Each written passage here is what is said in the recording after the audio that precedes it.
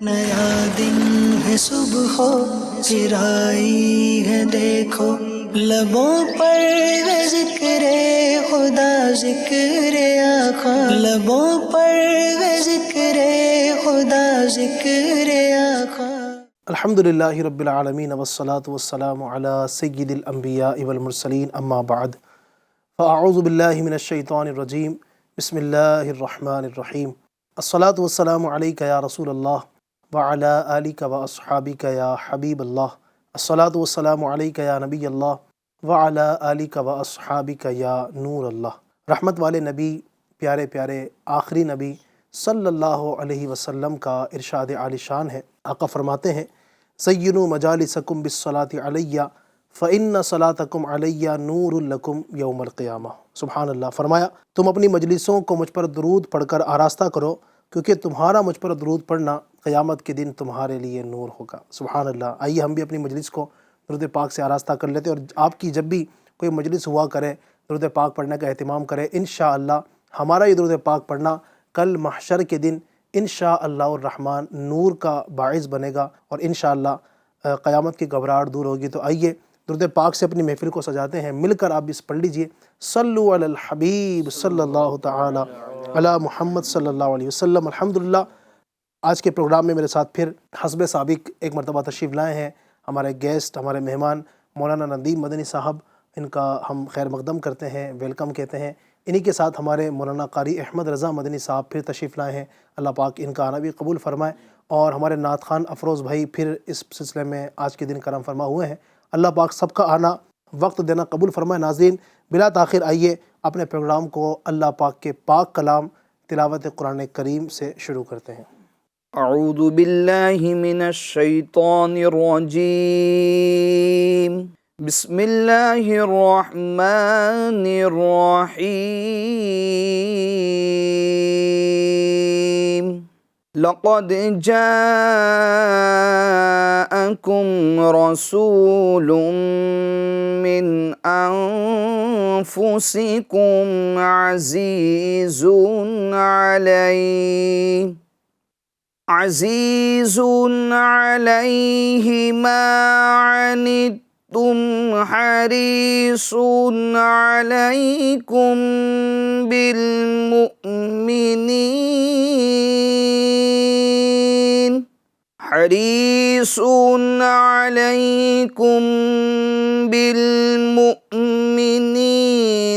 رؤوف رحیم۔ فَإِن تَوَلَّوْا فَقُلْ حَسْبِيَ اللَّهُ لَا إِلَٰهَ إِلَّا هُوَ عَلَيْهِ توكلت وهو رب العرش العظيم۔ صدق اللہ العظیم۔ سبحان اللہ، سبحان اللہ۔ دلوں کے زنگ کو دور کرنے والا، دلوں میں محبت الہی بڑھانے والا اللہ پاک کا پاک کلام قرآن مجید فرقان حمید، اس کی تلاوت سننے کی ہم نے سعادت حاصل کی۔ اللہ پاک اس کے نور سے ہمارے قلوب کو پر نور فرمائے، اللہ پاک ہماری دلوں کی غلاظت کو اپنے پاک کلام کے وسیلے سے دور فرمائے۔ ناظرین کرام آئیے تلاوت قرآن پاک کے بعد ایک کلام نعت خوان اسلام بھائی کے ذریعے سن لیتے ہیں۔ صلی اللہ علیہ یا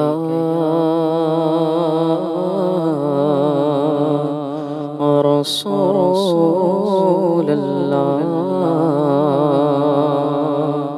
وسلم علیک یا حبیب اللہ۔ پل سے اتارو راہ گزر کو خبر نہ ہو، پل سے اتارو راہ گزر کو خبر نہ ہو، جبریل پر بچھا کو خبر نہ ہو جبریل پر بچھائے تو پر کو خبر نہ ہو کانٹا میرے جگر سے ہمیں روزگار کا کانٹا میرے جگر سے غم روزگار کا یوں کھینچ لیجیے کہ جگر کو خبر نہ ہو یوں کھینچ لیجیے کہ جگر کو خبر نہ ہو سے اتارو راہ گزر کو خبر نہ ہو فریاد امتی جو کرے حال زار میں فریاد امتی جو کرے حال زار میں ممکن نہیں کہ خیر بشر کو خبر نہ ہو ممکن نہیں کہ خیر بشر کو خبر نہ ہو کل سے اتارو راہ گزر کو خبر نہ ہو اور ایسا گما دے کی ملا میں خدا ہمیں ایسا گما دے کی ملا میں خدا ہمیں ڈھونڈا کرے پر اپنی خبر کو خبر نہ ہو ڈھونڈا کرے پر اپنی خبر کو خبر نہ ہو پل سے اتارو راہ گزر کو خبر نہ ہو اور ان کے سوا رضا کوئی حامی نہیں جہاں ان کے سوا رضا کوئی حامی نہیں جہاں گزرا کرے پسر پہ پدر کو خبر نہ ہو گزرا کرے پسر پہ پدر کو خبر نہ ہو پل سے اتارو راہ گزر کو خبر نہ ہو جبریل پر بچھائے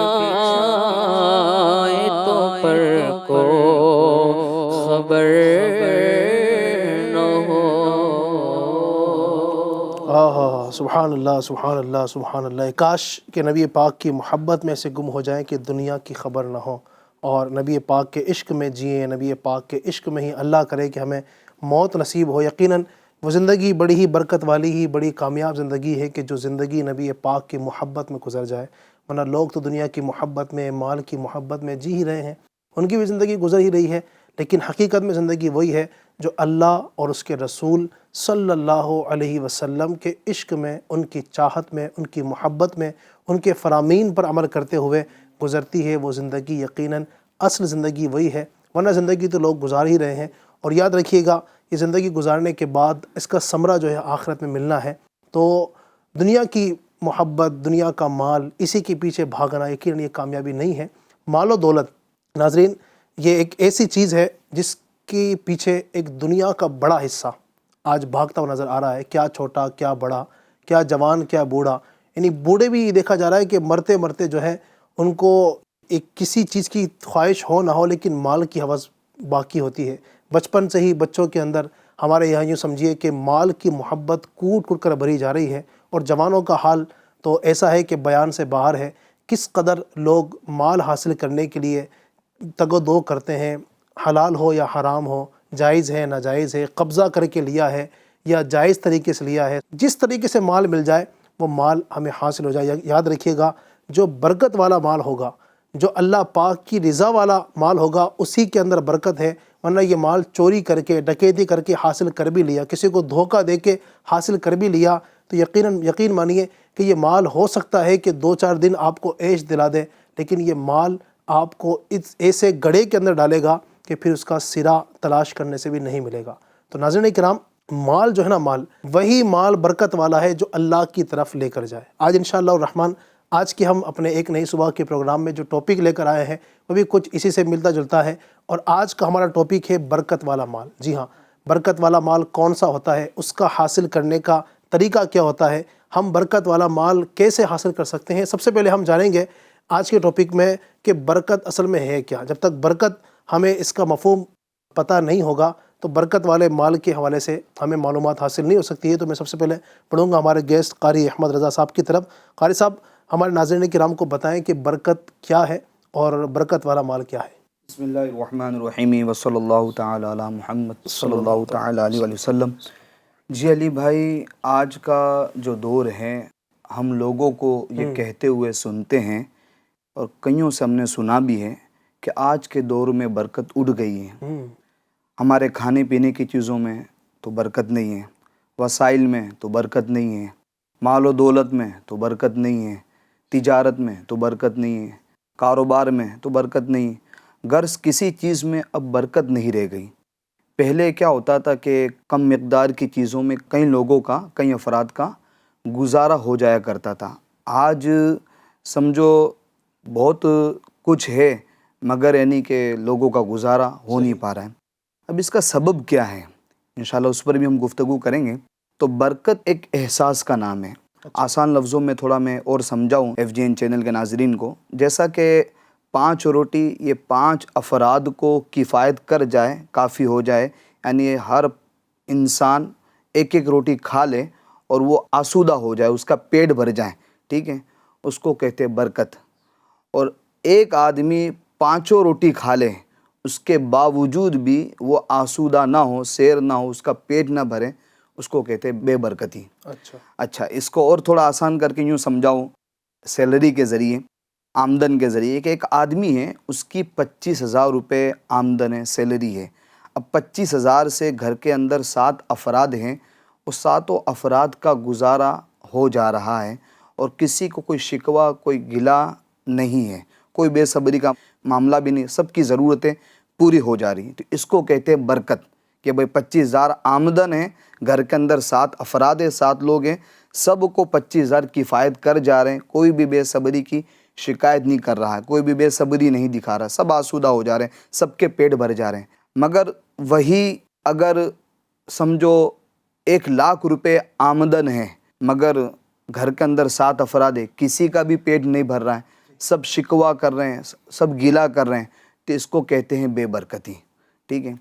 اب علی بھائی، یہ جو بے برکتی جو آتی ہے ہمارے مال کے اندر، اس میں ایک سبب ہے شکر ادا نہ کرنا۔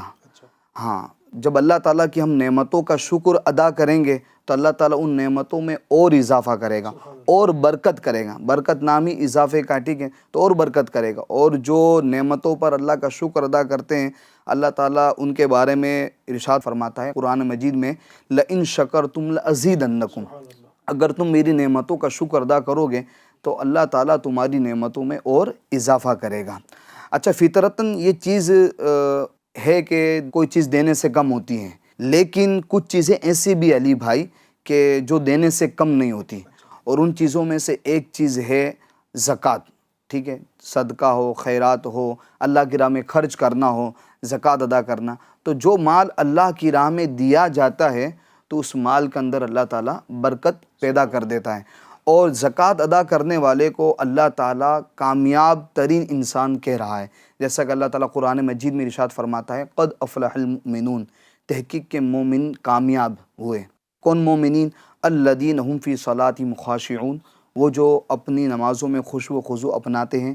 والذین هم عن اللغو معرضون، اور وہ مومنین کامیاب ہے جو فضول باتوں سے پرہیز کرتے ہیں، اجتناب کرتے، لغو باتوں سے بچے رہتے ہیں. والذین هم للزکاۃ فاعلون، اور وہ مومنین کامیاب ہیں جو زکوٰۃ ادا کرتے ہیں.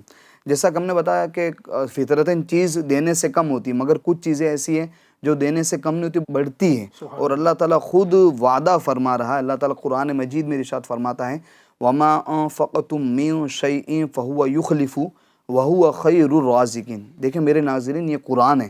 قرآن کے ایک ایک حرف کے بلکہ ایک ایک نقطے پر ہمارا ایمان ہے. الحمدللہ. اللہ تعالیٰ فرماتا ہے کہ جو ہماری راہ میں خرچ کرتے ہیں ہم اس کو اور دیتے ہیں.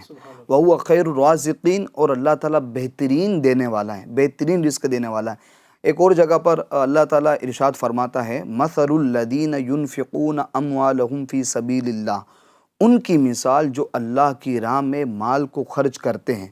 كَمَثَلِ حَبَّةٍ، ایک دانے کی طرح ہے. كَمَثَلِ حَبَّةٍ، دانہ جس کو ہم کھیت کے اندر بوتے ہیں، اس کی مثال کے ذریعے سمجھا. كَمَثَلِ حَبَّةٍ، دانے کی طرح ہے. أَنبَتَتْ سَبْعَ سَنَابِلَ، اس دانے نے 7 بالیاں اگائی. ایک دانہ آپ نے بویا زمین کے اندر، اس نے 7 بالیاں اگائی. انبتت 7 سنابل فی کل سنبلۃ 100 حبہ، 7 بالیاں ہوگی اور ہر بالی کے اندر 100 دانے. تو ایک دانہ بویا 700 دانے ہوئے، ایک دانے کی 7 بالیاں اور ہر بالی کے اندر 100 دانے. اب آپ دیکھیں یہ مثال دے کر سمجھایا جا رہا ہے کہ تم اگر زمین کے اندر کوئی چیز بوتے ہو تو پھر جب وہ اس کی ڈالیاں نکلتی ہے، اب ایک بیج بویا مگر کتنے سارے پھل آتے ہیں، کتنے سارے انار آتے ہیں. تو یہ اللہ تعالیٰ یہ مثال دے کر بندوں کو بتا رہا ہے کہ تم اللہ کی راہ میں اگر ایک خرچ کرو گے اللہ تعالیٰ اس کے بدلے میں تمہیں 700 کا ثواب عطا فرمائے گا. اور آگے اللہ تعالیٰ ارشاد فرماتے ہیں واللہ یضاعف لمن یشاء، صرف 700 تک ہی محدود نہیں، اللہ چاہے تو اور بھی اس کو بڑھا سکتا ہے. تو علی بھائی یہ ہے کہ اگر ہم اپنے مال کو برکت والا بنانا چاہتے ہیں، ہم اپنے مال کو برکت والا بنانا چاہتے ہیں تو ہمیں چاہیے کہ ہمارے اوپر اگر زکوٰۃ فرض ہے اس کے شرائط کے ساتھ تو ہم اس کو ادا کریں، صدقہ خیرات اللہ کی راہ میں ادا کریں، تو انشاءاللہ ہمارا مال بڑھے گا بھی اور ہمارا مال برکت والا بھی ہو جائے گا. سبحان اللہ، سبحان اللہ، کیا بات ہے. نہیں، ہم آپ کی گفتگو سے یہ سمجھنے میں کامیاب ہوئے کہ برکت والا مال وہی ہے کہ جو اللہ تبارک و تعالیٰ کے حکم کے مطابق خرچ کیا جائے. یعنی زکوٰۃ ہے، جو بندہ زکوٰۃ کو جتنی خرچ کرنی چاہیے، جتنی زکوٰۃ مال کی نکلتی ہے شریعت کے حکم کے مطابق، اتنی زکوٰۃ اگر بندہ نکالتا ہے تو انشاءاللہ الرحمن وہ جو پیچھے والا جو مال ہے وہ برکت والا ہو جائے گا. زکوٰۃ کی بات چلیے تو ندیم بھائی میں یہاں پر چاہوں گا کہ زکوٰۃ کی کچھ آپ تعریف بھی بیان کرتے ہیں، زکوٰۃ کہتے کسے ہیں اور زکوٰۃ کو زکوٰۃ کہنے کی وجہ کیا ہے، اور اسی کے ساتھ ساتھ ایک چیز اور ایڈ کروں گا کہ زکوٰۃ کن کو دے سکتے ہیں. بسم اللہ الرحمن الرحیم وصلی اللہ علی محمد صلی اللہ تعالیٰ علیہ وسلم. میں رضا بھائی کی بات سے ہی کنیکٹ ہو کر آگے بڑھتا ہوں. برکت والا مال کون سا؟ زکوٰۃ کو زکوٰۃ کہنے کی وجہ کیا ہے یہ علماء نے بیان فرمائی. زکوٰۃ کا جو لغوی معنی ہوتا ہے نا، اس کا مطلب ہوتا ہے طہارت، افزائش، یعنی اضافہ ہونا. یعنی یوں سمجھیے آپ کہ بندہ جب زکوٰۃ نکالتا ہے نا، فار ایگزامپل اس نے جو ہے وہ 100 روپے میں 2.5 روپے اس نے نکالے زکوٰۃ، تو وہ جو مال نکلا ہے نا وہ باقی جو مال بچ گیا اس میں برکت کا سبب بنتا ہے. یعنی زکوٰۃ در حقیقت جو باقی رہنے والا مال ہے اس میں برکت پیدا کر دیتی ہے، اسی لیے اس کو زکوٰۃ کہا جاتا ہے. یعنی آپ نے تعریف بھی پوچھی تو میں تعریف بھی بیان کر دیتا ہوں. زکوٰۃ شریعت کی جانب سے مقرر کردہ اس مال کو کہتے ہیں جس سے اپنا نفع ہر طرح سے ختم کرنے کے بعد رضائے الہی کے لیے کسی ایسے مسلمان فقیر کی ملکیت میں دے دیا جائے جو نہ تو خود ہاشمی ہو نہ ہی کسی ہاشمی کا آزاد کردہ غلام ہو. بیسیکلی شرعی فقیر کی ملکیت میں بندہ جو ہے نا وہ مال کرے. یہ زکوٰۃ کا مطلب ہوتا ہے کہ جن کو اللہ نے دیا ہے، یعنی جن کو مالک نصاب بنایا ہے، اتنا مال دیا ہے کہ ان پر زکوٰۃ فرض ہوتی ہے۔ اب اس میں بڑی تفصیلیں ہیں کہ مالک نصاب کون ہے اور جناب اس کے کیا شرائط ہے، اس کو میں یہاں ڈسکس نہیں کروں گا۔ اب ہم ابھی بات کر رہے تھے برکت کی۔ چل میں ہمارا پرابلم کیا علی بھائی پتہ ہے آپ کو؟ ہمارے یہاں جو برکت کا معیار ہے وہ تھوڑا سا چینج ہے۔ ہم کوانٹٹی میں برکت تلاش کرتے ہیں، حالانکہ برکت کوانٹٹی میں نہیں کوالٹی میں ہوتی ہے۔ یعنی یوں سمجھے آپ کی کسی بندے نے کوئی مال حاصل کیا، کیوں؟ اس طرح اس نے حاصل کیا کہ یار میرے پاس زیادہ مال ہوگا نا تو میں یہ کر پاؤں گا۔ چلیں جناب اس نے کسی کو دھوکہ دیا، کسی کو جو ہے نا کسی کے ساتھ میں فراڈ کیا یا جھوٹ بول کر اس نے مال کمایا، اس کا مال تو بڑھ گیا، لیکن چونکہ ہوگا یہی نا کہ بھلائی کا بدلہ بھلائی، برائی کا بدلہ برائی، تو دنیا میں اس کے ساتھ میں ایسا ہو جاتا ہے کہ جناب اس نے تو لوگوں کے ساتھ میں دھوکہ دیا، لیکن کبھی کبھی اس کے ساتھ بھی ایسا دھوکہ ہوتا ہے کہ جتنا عرصہ اس نے زندگی کا وہ مال جمع کرنے میں لگایا نا، وہ جھٹکے بھر میں وہ سارا مال ضائع ہو جاتا ہے، یا جناب ایسی بیماری لگ جاتی ہے، ایسے اس کے حالات بن جاتے ہیں کہ وہ مال جو ہے وہ ضائع ہوتا ہوا دکھائی دیتا ہے۔ یا پھر چلے اگر وہ بندہ اپنی زندگی میں اس نے عیش اور آرام کر بھی لیا، لیکن اس کے مرنے کے بعد اس مال کا جو استعمال ہوتا ہے وہ نہایت ہی خطرناک طریقے سے ہوتا ہے۔ تو برکت جو ہے نا یہ سمجھنا پڑے گا کہ کوالٹی میں برکت ہے، یعنی حلال رزق کمائیں، حلال ذریعوں سے کمائیں، پھر اللہ نے اگر اتنا دے دیا ہے کہ وہ بندہ اس کو راہ خدا میں خرچ کرے تو راہ خدا میں خرچ بھی کرے، اللہ نے چاہا تو جو ہے نا وہ برکت ہمارے یہاں پر پیدا ہوں گی۔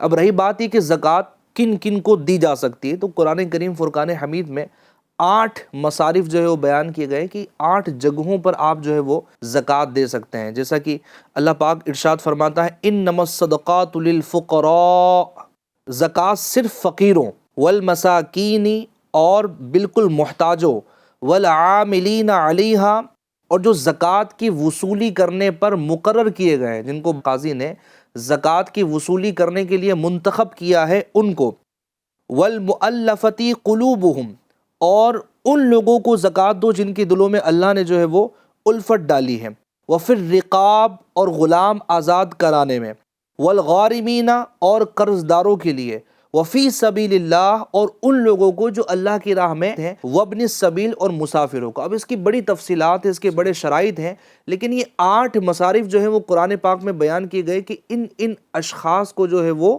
آپ زکوٰۃ دے سکتے۔ تو ہم شرعی فقیر پر بات کر لیتے ہیں کہ شرعی فقیر وہ بندہ کہ جس کے پاس 7.5 تولہ سونا یا 52.5 تولہ چاندی یا اتنی ملکیت اس کے پاس نہ ہو، تو وہ جو ہے وہ شرعی فقیر ہے۔ ایسے بندے کو آپ جو ہے وہ زکوٰۃ دے سکتے ہیں، تو زکوٰۃ جو ہے وہ ادا ہو جائے گی۔ لیکن فی زمانہ جو ہے نا وہ جو بندے زکوٰۃ نکالتے بھی ہیں وہ اس کو ایسی جگہ خرچ کرتے ہیں کہ اگر وہ کسی عالم دین کے پاس جا کر پوچھیں تو شاید ان کو جواب یہ ملے کہ آپ کی زکوٰۃ ادا نہیں ہوئی۔ یعنی جو پروفیشنل فقیر ہیں، جو مانگنے والے ہیں، جو ایسی جناب نکل جاتے ہیں، یہ بظاہر تو مانگ رہے ہوتے ہیں، ان کی عادت ہو جاتی ہے مانگنا، لیکن ان کا اگر بیک گراؤنڈ دیکھیں یا کبھی یہ مر جاتے ہیں یا جناب ان کی چیزیں سامنے آتی تو ایسا لگتا ہے کہ یہ نارمل لائف جینے والے سے کئی زیادہ جو ہے لائف تو ویسے ہی جی رہا تھا، یعنی فقیروں والی، لیکن مال کئی جو ہے نا اس کے پاس زیادہ ہوتا ہے، بعض اوقات لاکھوں کروڑوں اس کے پاس سے نکلتے ہیں، بینک بیلنس اس کے پاس ہوتا ہے۔ جن کو اللہ نے نوازا ہے، اگر وہ چاہتے ہیں کہ ان کے مال میں برکت ہو، اللہ پاک وہ جو کم مال ہے اسی میں ان کو جو ہے وہ اضافہ عطا فرمائے۔ بلکہ دیکھا ہے میں نے علی بھائی کہ جو راہ خدا میں خرچ کرتے ہیں نا، اللہ پاک ان کو بے شمار برکت عطا فرماتا ہے۔ یعنی جہاں بلاؤں سے حفاظت ہے، مشکلات سے حفاظت ہے، اور فرمایا نا کہ زکوٰۃ دے کر اپنے مال کو مضبوط قلعوں میں محفوظ کر لو۔ یعنی یوں سمجھے کہ برکت ہی برکت ہونی ہے۔ بلکہ میں اگر ذکر کروں نا کہ ایک تو یہ ہے کہ کسی فقیر کو دے دینا یا کسی بندے کو جو ہے وہ کھلا دینا، آپ کے پاس تھا آپ نے تھوڑا کسی اور غریب کو کھلا دیا، اپنے ساتھ میں دوست تھے اس کو کھلا دیا، یعنی سخاوت والا جو معاملہ ہے نا یہ بندے کو بڑا اچھا رکھتا ہے، اس میں برکت پیدا کرتا ہے۔ میں ایک اسلامی بھائی کو جانتا ہوں جن کی کرانے کی چھوٹی سی دکان تھی، رضا بھائی، انہوں نے کیا کیا نا 11ویں شریف میں غوث پاک رحمۃ اللہ تعالی علیہ کی نیاز کی شروعات کی۔ اچھا انہوں نے شروعات کی چند لوگوں سے کہ جناب چلو میں 10-15 لوگوں کو کھانا کھلاتا ہوں، وہ پہلی والی نیاز میں بھی میں شریک تھا، ٹھیک ہے جی۔ اب میں 5 سال بعد والی نیاز بتا رہا ہوں، ان کی بزنس کی ترقی بتا رہا ہوں۔ 5 سال تک مسلسل وہ جو ہے وہ ماشاءاللہ نیاز کرتے رہے، ان کا کاروبار بھی بڑھتا رہا یعنی اس میں بھی برکت پیدا ہوتی رہی, اور جیسے جیسے کاروبار میں برکت پیدا ہوئی نا, انہوں نے نیاز میں بھی برکت, مطلب اس میں بھی اضافہ کر دیا. یعنی پہلے تو یوں سمجھے کہ 10-15 لوگوں کو وہ کھلاتے تھے, لیکن پھر ایک وقت آیا 5 سال کے بعد انہوں نے تقریباً, مجھے جو یاد پڑ رہا ہے 600-700 لوگوں کو انہوں نے کھلایا, اور باقاعدہ ماشاءاللہ انہوں نے دھوم دھام سے نیاز کی. اور میں نے ان سے پوچھا نا کہ یار مجھے ایسا لگتا ہے, تو وہ کہہ رہے بالکل ایسا ہی ہے, یہ غوث پاک رحمۃ اللہ تعالی علیہ کی نیاز تھی, الحمدللہ اللہ پاک نے جو ہے وہ مجھے برکت عطا فرمائی. تو یہ دیکھیے, اچھا یہ بیسیکلی ہو کیا رہا ہے, لوگ اعتراض کرتے ہیں کہ جناب آپ غوث پاک کی نیاز کرنے کی کیا حاجت ہے, یا جناب غریب نواز کی نیاز کرنے کی کیا حاجت ہے, اس کے ثبوت کیا ہے, اس کے شرعی معاملات, یہ ساری بحثیں جو میں نا وہ سائڈ میں رکھتا ہوں. لیکن آپ دیکھیں جناب, اگر بندہ کھانا بنائے گا تو اس کا کرے گا کیا؟ اگر غوث پاک کی نیاز کے نام پر اس نے کھانا بنایا تو وہ غریبوں کو کھلائے گا, مسکینوں کو کھلائے گا, بھائی ان کا پیٹ بھرے گا, وہ دعائیں دیں گے, اور کیا ہوگا. تو بتائے کھانا کھلانا کسی کو, کہ بندہ جو ہے وہ کسی نہ کسی کو جو ہے وہ کھانا کھلائے. تو جناب اگر نیاز بھی کر رہے ہیں عاشقان رسول, یا غریب نواز علیہ رحمہ کی نیاز کر رہے ہیں, غوث پاک کی نیاز کر رہے ہیں, یا اس طرح کی تقاریب اگر کر رہے ہیں, تو الحمدللہ براہ راست دیگر لوگوں کا اس میں جو ہے نا وہ فائدہ ہوتا ہے. سبحان اللہ, سبحان اللہ, کیا بات ہے. یعنی یہ تو ماشاءاللہ آپ نے وہ بات کی ندیم بھائی کہ جو اللہ تبارک و تعالیٰ کی راہ میں خرچ کرتے ہیں, اور ماشاءاللہ یقیناً ایسے کچھ لوگوں کو ہم نے بھی دیکھا ہے کہ جو اللہ کی راہ میں دینے کے بہانے تلاش کرتے ہیں. یعنی غوث پاک کے نام پہ کبھی دے دیا, کبھی خواجہ صاحب کے لنگر کے نام پر دے دیا, کبھی بالوی شریف کے نام پر دے دیا. تو ایسے ہی الحمدللہ ہیں علی بھائی, ایسا جی جی, میں ایک اسرائیل بھائی کو جانتا ہوں کہ جنہوں نے مجھ سے بھی پرسنلی کہا ہوا تھا, جب میں وہاں پر تھا, نہ میں مقام کا نام لوں گا, نہ میں کسی اور چیز کا نام لوں گا, کیونکہ ان کی طرف سے چیزیں ایسی ہیں. انہوں نے مجھ سے کہا کہ یار یہ جو مسجد ہے نا, یہاں کا 2nd فلور اپنوں کو بنوانا ہے, تو آپ ایک کام کریں کہ یہاں کی جو بھی کمیٹی ہو ان سے بات کیجیے گا کہ ہمیں 2nd فلور بنوانا ہے, اس کا جو بھی اماؤنٹ ہوگا نا وہ میں اپنی طرف سے دوں گا.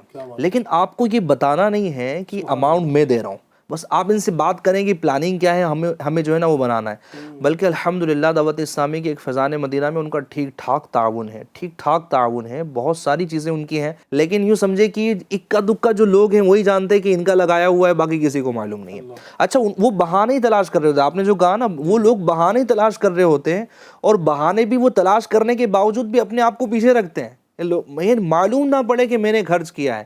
یعنی ایک کوالٹی وہ ہے کہ جو خرچ کرتی نہیں ہے, ٹھیک ہے جی, ان کے لیے تو کئی ساری وعیداتیں ہو جائیں گی, یعنی کنجوسی ہے اور ساری چیزیں ہیں, زکوٰۃ نہیں دے رہے ہیں تو پھر وبال بھی ہے. ایک کوالٹی وہ ہے کہ جو خرچ کر رہی ہے, لیکن جناب ان کو جو ہے نا بہت تشہیر کرنی ہے. اور ایک طبقہ وہ ہے ماشاءاللہ کہ جن کی تعریف کی جائے کم ہے, کہ جو اللہ کی راہ میں خرچ کر رہے ہیں لیکن چھپ کر رہے ہیں. اور حدیث پاک میں بھی یہ ناظرین کرام کے صدقہ کرنا یہ اللہ کے غضب کو ٹھنڈا کرتا ہے. اور جو عرش الہی کا سایہ پانے والے جو 7 اشخاص کا نبی پاک نے جو تذکرہ فرمایا ایک روایت کے اندر, اس میں یہ بھی ہے کہ وہ بندہ بھی عرش الہی کا سایہ پائے گا قیامت کے دن, کہ جو اس طرح اللہ کی راہ میں صدقہ کرے کہ دائیں ہاتھ سے دیں تو بائیں کو خبر نہ. سبحان اللہ. تو یقیناً یہ ایک بہت اعلیٰ درجہ ہے, اللہ کرے کہ ہمیں نصیب ہو. تو ماشاءاللہ ندیم بھائی نے یہ تو بات کی کہ اللہ کی راہ میں دینے, لیکن احمد رضا بھائی پرابلم یہ ہے کہ ایک بڑی تعداد وہ ہے کہ جو زکوٰۃ دیتی نہیں ہے. ایک بڑی تعداد یعنی اب بھی ایسی ہے کہ جو مطلب غریبوں کا حق مار رہی ہے. ظاہر بات ہے غریبوں کا حق ہے یہ زکوٰۃ, تو زکوٰۃ ان کو نہیں دی جا رہی ہے, زکوٰۃ ادا اپنی نہیں کر رہے ہیں. کئی سالوں کی زکوٰۃیں ان کی جو ہے نا وہ باقی ہے, اور عیش و آرام کے اندر ان کے لاکھوں نہیں کروڑوں روپے جو ہے نا ہر سال گویا یہ سمجھیے کہ اس کے عیش و آرام کے نظر ہو جاتے ہیں, گناہوں کی نظر ہو جاتے ہیں. تو ایسے لوگوں کے حوالے سے کیا فرمائیں گے, ان کی کیا وعیدیں ہیں؟ ایسے لوگ جن پر زکوٰۃ فرض ہے اس کے باوجود بھی زکوٰۃ ادا نہیں کرتے, ان کے حوالے سے کچھ وعیدیں, کچھ نقصانات بیان کیجیے. جی علی بھائی, بالکل ایسا ہی ہے. لوگوں کے پاس مال ہے, پیسہ ہے, دولت ہے, اور وہ مالک نصاب ہے, صاحب نصاب ہے, زکوٰۃ ان پر فرض ہے, اس کے باوجود بھی وہ زکوٰۃ ادا نہیں کرتے. وہ یہ سوچ بنا رہے ہوتے ہیں کہ اگر ہم اپنا پیسہ زکوٰۃ میں دے دیں گے تو میرے پاس پیسہ کم پڑ جائے گا, ٹھیک ہے. اور جن کی زکوٰۃیں لاکھوں میں نکل رہی ہوتی ہے, بالکل ہوتی ہے, جو کروڑوں میں اربوں میں کھیلتے ہیں, کاروبار کرتے ہیں, بزنس کرتے ہیں, تو ان کی زکوٰۃ بھی پھر ہزاروں نہیں بلکہ لاکھوں میں ہوتی ہے. یعنی اللہ پاک نے اس لائق کیا ہے, کروڑ دیے تو لاکھ زکوٰۃ بن رہی ہے, لاکھ زکوٰۃ بن رہی ہے, ہزاروں میں اگر بن رہی ہے زکوٰۃ تو لاکھوں رب نے دیا ہے.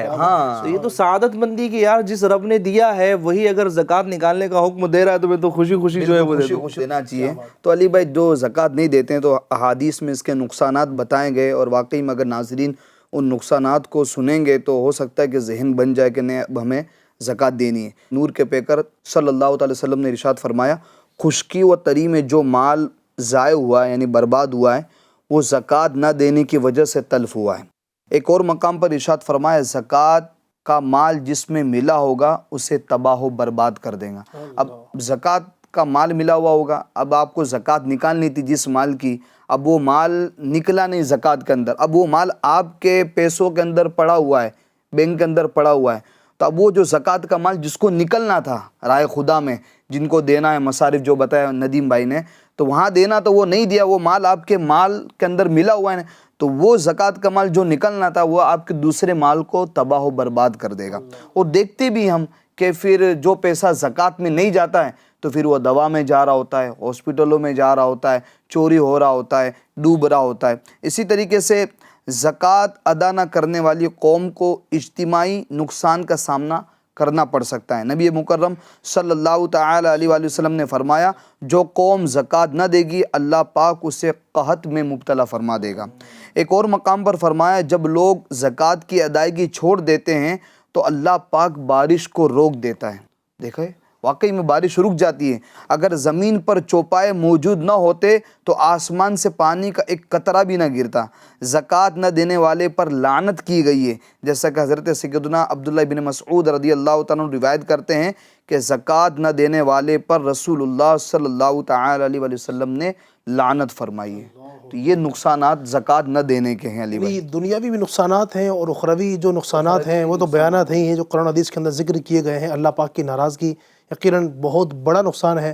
نبی پاک علیہ الصلوۃ والسلام نے جو حدیث کے اندر جو بیان فرمائے ہیں، جو آخرت کے جو نقصانات ہیں، اور اس طرح کی روایتیں تو ملتی ہیں نا کہ وہ جو مال زکوٰۃ اس نے ادا نہیں کیا تو وہ مال جو ہے قیامت کے دن توق بنا کر اس کے جو ہے آگ کا توق بنا کر اس کے گلے میں ڈال دیا جائے گا۔ اس طرح کے بہت سارے نقصانات ہیں اور یہ تو اخروی نقصانات ہیں ناظرین۔ اس کے علاوہ دنیا کے اندر بھی آپ نے جو نقصانات ہیں وہ سنے کہ اس کا مال جو ہے جس مال کے اندر زکوٰۃ کا مال شامل ہوگا تو وہ اس کو تباہ و برباد کر دے گا۔ اور پھر یہ دیکھا جاتا ہے کہ آدمی ایک دن ایسا بھی آتا ہے کہ وہ اپنے مال سے بھی ہاتھ دھو بیٹھتا ہے۔ تو لہٰذا انسان کو چاہیے کہ جس رب نے مال دیا ہے نا، اسی کی راہ میں دینے میں کنجوسی کس بات کی۔ تو اس لیے بخل اپنا دور کریں اور اللہ پاک کی راہ میں دینے کی عادت بنائیں۔ جب بھی اللہ کی راہ میں دینا تو آہ کر کے نہیں واہ کر کے دیں۔ سبحان اللہ، میرے رب نے مجھے دیا، اس قابل بنایا کہ میں زکوٰۃ دینے والا ہوں۔ آپ یہ تو سوچیں اللہ تبارک و تعالیٰ نے آپ کو لینے والا نہیں دینے والا بنایا۔ لینے والا اگر بناتا وہ خدا نخواستہ اگر آپ ایسے ہوتے کہ کسی کے در پر جا کر اپنا دامن پھیلا رہے ہوتے، ہاتھ پھیلا رہے ہوتے، تو اس وقت کیا کیفیت ہوتی۔ تو اس لیے اپنے آپ کو اللہ تبارک و تعالیٰ کا شکر گزار بندہ بنائیں اور اس کی راہ میں اسی کا دیا ہوا مال بھی خرچ کریں۔ دوں گا علی بھائی کہ کیا امیر کیا غریب، ہر ایک کو راہ خدا میں خرچ کرنا چاہیے۔ اچھا اب دنیا کا اگر جائزہ لیں تو آپ دیکھیں گے کہ جو امیر ہے نا وہ امیر ہوتا جا رہا ہے اور جو غریب ہے نا وہ بیچارہ غریب ہی ہے، وہ امیر نہیں ہو رہا۔ اب ہم زکوٰۃ کی کانسیپٹ کو اگر دیکھیں، راہ خدا میں خرچ کرنے کے معاملے کو دیکھیں تو زکوٰۃ یا راہ خدا میں خرچ کرنا اگرچہ تھوڑا ہو، اللہ پاک اس مال میں برکت دیتا ہے۔ تو یوں سمجھے کہ غریبی سے بندہ نکلے کیسے؟ اب بھائی جتنا مال ہے اس میں سے تھوڑا ہی ہو، تھوڑا کتنا اگر ایک پیسہ بھی ہو دے دو اللہ کی راہ میں۔ آپ دیکھیں کہ وہ انشاءاللہ برکت پیدا کرے گا۔ اب کیا ہوتی بعض لوگوں کی عادت ہے صرف ارے جناب میرے پاس تو ہے ہی نہیں، میرے پاس تو ہے نہیں، میں کیا کروں؟ تو جو اس طرح کے لوگ ہیں نا وہ بھی کچھ تو خرچ کریں، انشاءاللہ الکریم اللہ پاک برکت دینے والا ہے۔ یقیناً تو وہی بات جو چلی تھی برکت والے مال پر، ہمارے اس میں گفتگو شروع ہوئی تھی، برکت والا مال کون سا ہے؟ تو برکت والا مال وہی ہے کہ جس میں اللہ پاک کی رضا شامل ہو۔ زکوٰۃ اگر ادا کی گئی تو وہ مال برکت والا ہے، اور جس مال کی زکوٰۃ ادا نہیں کی گئی تو وہ کروڑوں نہیں اربوں روپے ہوں، وہ برکت والا نہیں، کیونکہ اس میں اللہ پاک کی رضا شامل نہیں ہے۔ ندیم بھائی یہ بھی دیکھا جاتا ہے اس دور کے اندر جو ہے یہ مال کی محبت جو ہے نا اتنی زیادہ دلوں کے اندر گھر کر چکی ہے۔ مال دولت جس کو دیکھو مال کی رٹ، بس امیر بننا ہے، امیر بننا ہے، مال کیسے بھی آئے، بس میں دنیا کا بڑا امیر، بڑا بزنس مین بن جاؤں، ایک بڑی دنیا کی پارٹی بن جاؤں۔ تو ایسے لوگوں کو آپ کیا کہیں گے کہ جو دنیا کی محبت میں اس قدر مستغرق ہیں، اس قدر ڈوبے ہوئے ہیں، ایسے لوگوں کو بھی کچھ نصیحت فرما دیں۔ صحیح۔ دیکھیں سب سے پہلے تو میں یہ عرض کر دوں کہ ہماری گفتگو سے مطلب کوئی یہ اندازہ نہ لگا لیں کہ جناب اب مال جو ہے نا بالکل مذموم قسم کی چیز ہے اور مال کو جو ہے نا وہ ٹچ بھی نہیں کرنا چاہیے، ایسا نہیں ہے۔ مال جو ہے وہ بقدر کفایت، یعنی جتنا بندے کو اور اس سے متعلقہ جو لوگ ہیں، اولاد ہیں، یعنی چھوٹے بچے ہیں، بیوی ہیں، والدین ہیں، یا جس کے حقوق اس سے متعلقہ ہیں کہ جہاں شرعاً اور مروتاً اس کو خرچ کرنا لازمی ہے، تو اتنا مال بندہ ضرور حاصل کرے، اتنا مال اپنے پاس ضرور رکھے کہ وہ بوقت ضرورت ان لوگوں کی ضروریات کو پورا کر سکے۔ یعنی اس طرح کی کنڈیشن جو ہے نا بندہ نہ لے آئے، یعنی اس سے بھی منع کیا گیا کہ بندہ جو ہے وہ سارا کے سارا مال جو ہے نا وہ خرچ کر دے، اور اس کا جو ایفیکٹ اگر اس طرح کا آ رہا ہے کہ اس کے گھر والے کسی اور کے سامنے ہاتھ پھیلانے پر مجبور ہو گئے، تو اس کے لیے شرعاً یہ جائز نہیں ہے۔ تو مال جو ہے نا بذات خود مذموم نہیں ہے، یعنی اگر حلال رزق بندہ کما رہا ہے اور اگر اپنی بچوں کی اور بیوی کی اور والدین کی خدمت کرنے کے لیے، کفالت کے لیے اگر وہ استعمال کر رہا ہے، تو اس کے لیے انشاءاللہ ثواب جاریہ بھی ہوگا، بلکہ ثواب کا یہ حقدار ہوگا۔ بلکہ فرمایا گیا کہ بندہ حلال رزق کمانے کے لیے نکلتا ہے، وہ شام کو جب گھر آتا ہے نا علی بھائی، اب فضیلت دیکھیں کہ وہ بندہ مال کمانے کے لیے ہی نکلا ہے، اب وہ رات میں جب گھر آ رہا ہے، جبکہ وہ بستر پر سویا نہیں ہے، اللہ پاک اس کے گناہوں کو معاف فرما دیتا ہے۔ یعنی وہ نکلا مال کمانے ہی کے لیے ہے، لیکن ایک ہے مال کا ہونا اور دوسرا ہے مال کی محبت کا دل میں ہونا، اور جناب ایسی محبت کا ہونا ہے کہ وہ اب کسی بھی خرچ ہی نہیں کر رہا، ٹھیک ہے، کنجوسی نے اس کو گھیرا ہوا ہے۔ تو یہ جو مال کی محبت ہے کہ جو شرعاً خرچ کرنا جہاں اس کو لازمی تھا، یا جناب مروتاً خرچ کرنا جہاں لازمی تھا، وہاں پر یہ خرچ نہیں کر رہا ہے، صرف یہ بٹور کے رکھ رہا ہے، تو اب یہ مذموم اس کی صفت ہے۔ اور فرمایا گیا قرآن کریم فرقان حمید میں مال کی مذمت کو جو ہے وہ بیان کیا گیا، یعنی وہی والا مال جو میں یہاں پر بیان کر رہا ہوں۔ فرمایا گیا سورہ تکاثر مشہور ہے، الہاکم التکاثر حتی زرتم المقابر، ترجمہ کنز العرفان، زیادہ مال جمع کرنے کی طلب نے تمہیں غافل کر دیا، یہاں تک کہ تم نے قبروں کا منہ دیکھا۔ یعنی بندہ میرا مال کر کر کے اس نے پوری زندگی کو اللہ کی راہ سے ہٹا دیا، یعنی اللہ کی یاد سے ہٹا دیا، اور یوں سمجھے کہ آخرت کی یاد کو اس نے بھلا دیا۔ اب اتنا زیادہ مال جمع کرنے میں وہ لگا ہوا ہے، اتنی زیادہ اس کے دل میں مال کی محبت ہے کہ نہ وہ حقوق واجبہ ادا کر رہا ہے، نہ جناب کچھ اور حقوق کی طرف بڑھ رہا ہے، بس ایک ہی دھن ہے مال کہاں سے آئے، تو فرمایا الہاکم التکاثر، یعنی مال کی زیادہ طلبی نے جو ہے وہ تمہیں غافل کر دیا، حتی زرتم المقابر، یہاں تک کہ تم نے قبروں کا منہ دیکھا۔ یعنی بندہ مر جاتا ہے، مال جمع کرتے کرتے مر جاتا ہے، اب وہ جب مر کے قبر میں جاتا ہے نا، تو اس کی آنکھیں کھلتی ہیں کہ جناب اب یہ کیا ہوا ہے۔ اس کے علاوہ اگر دیکھیں اللہ تبارک و تعالیٰ نے ایک مقام پر اور ارشاد فرمایا، انما اموالکم و اولادکم فتنہ، تمہارے مال اور تمہارے بچے جانچ ہی ہے، یعنی یہ سمجھے کہ امتحان ہے بندے کا، ٹھیک ہے جی۔ اس کے علاوہ بھی اللہ تبارک و تعالیٰ نے کئی مقامات پہ جو ہے وہ مال کے فتنے کو بیان کیا، اور ان آیات کو بیان کرنے کا یوں سمجھے کہ یہاں پر میرا مقصد یہ ہے کہ بندے کے پاس مال ہو لیکن وہ مال کی محبت اس کے دل میں نہ ہو، یعنی جب خرچ کرنے کی بات آئے نا اللہ کی راہ میں، تو بندہ کہے کہ یہ تو دیا ہوا ہی رب کا ہے، یہ تو اسی نے دیا ہے، تو میں کیوں نہ خرچ کروں، یہ پہل کرے، یہ آگے بڑھیں، ورنہ مال کی محبت جو ہے وہ دل میں رکھے گا اور خرچ نہیں کرے گا اور مال ہی کرتا رہے گا، اور حقیقت میں علی بھائی لوگوں کی زندگی اس میں گزر رہی ہے۔ یعنی وہ صبح میں اٹھتا ہے نا تو بیچارے کے دل میں یہ ہوتا ہے، ذہن میں یہ ہوتا ہے کہ آج کہاں سے کمانا ہے، اچھا وہ رات میں سوتا ہے نا تو حساب کرتے کرتے اس کی نیند آ جاتی۔ کئی لوگوں کی لائف جو ہے وہ ایسی گزر رہی ہے، نہ ان کو جناب رزق کماتے وقت نہ ان کو نمازوں کی جو کوئی فکر ہے، نہ ان کو جناب کوئی اور اس طرح کے حقوق واجبہ کی فکر ہے، بس وہ لگے ہوئے ہیں دھن اور مال کمانے کے چکر میں، اور پھر وہ اپنی آخرت کو تباہ کر لیتے ہیں۔ تو مال مذموم نہیں ہے ایف جی این چینل کے ناظرین، ہمیں سمجھنا ہوگا کہ مال کمانا ہے، رزق حلال کمانا ہے، لیکن ہم پر جو حق ہے، یعنی ہمیں جو راہ خدا میں خرچ کرنا ہے، جو زکوٰۃ ادا کرنی ہے وہ بھی ہمیں کرنا ہے، اور ساتھ ہی ساتھ میں اپنے والدین کی جو ہے وہ خدمت بھی کرنی ہے۔ اس طرح سے انشاءاللہ ہم کریں گے تو فائدہ ہوگا۔ مال کمانا واجب بھی ہے اپنے اہل و عیال کے لیے، ظاہر ہے، تو وہ واجب بھی، ایسا نہیں کہ ہر جگہ ہی جو ہے نا مال کی طلب جو ہے وہ مذموم ہو۔ مال ہم کمائیں گے لیکن مال کی محبت ہمارے دل کے اندر نہیں ہو، اگر یہ کیفیت ہماری ہوگی تو انشاءاللہ اللہ نے چاہا تو اس کی برکتیں ملیں گی۔